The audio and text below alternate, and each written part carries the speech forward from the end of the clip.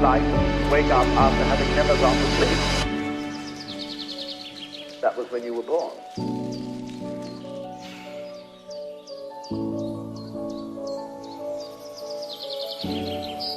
Just in the same way as you don't focus your attention on how you make your thyroid gland function,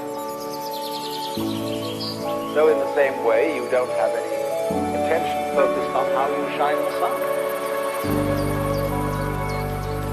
So then, let me connect this with the problem of birth and death, which puzzles people enormously as well.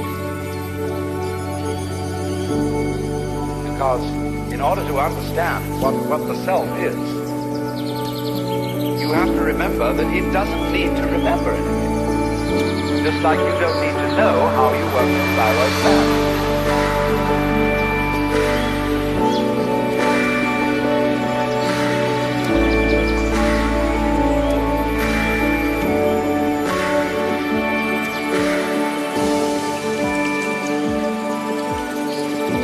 So then, when you die, you're not going to have to put up with everlasting non-existence, because that's not an experience.